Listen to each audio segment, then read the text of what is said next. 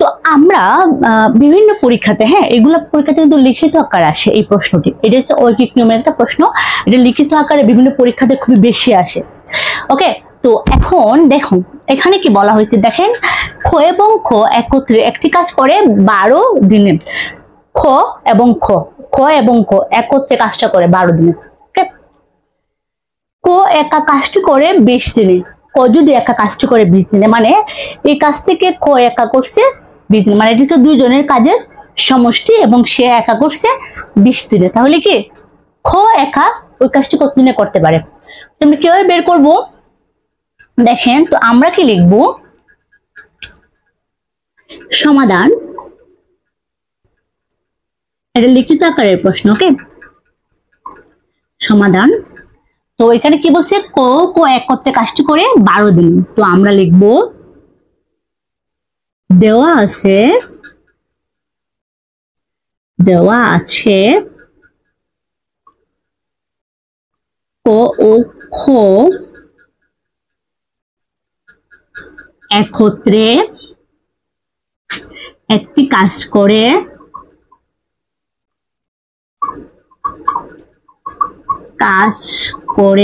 কি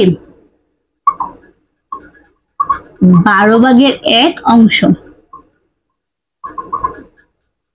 ক এবং ক কি একত্রে কাজটি করে কি 12/1 অংশ। এখন আমরা দেখি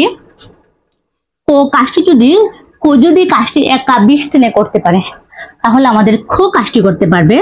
তো খ একা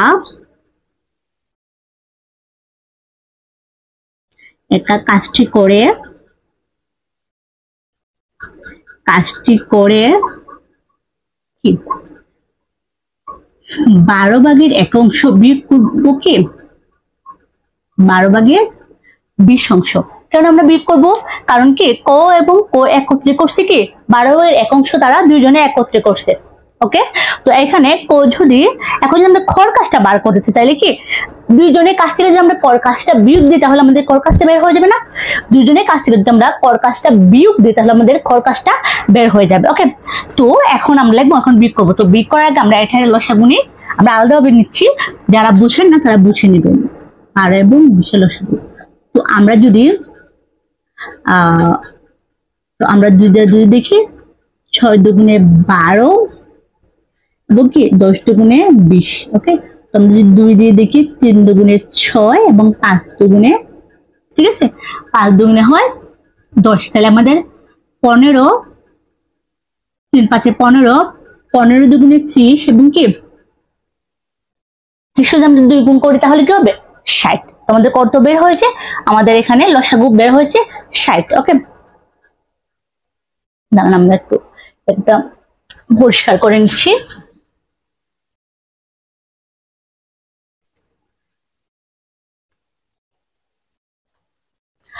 তো এখানে হবে কি 60,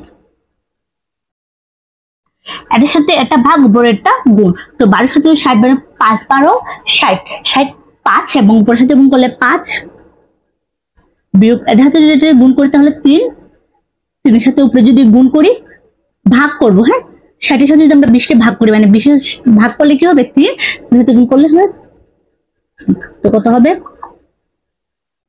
60/2 তো কত হবে? এখান থেকে কাটাকুটি করি 1 এবং 20,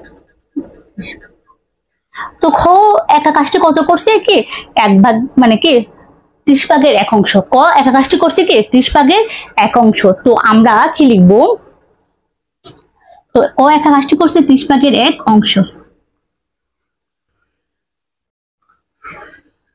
আমি জায়গাটা মুছে ফেললাম। 30/1 অংশ খ 1 অংশ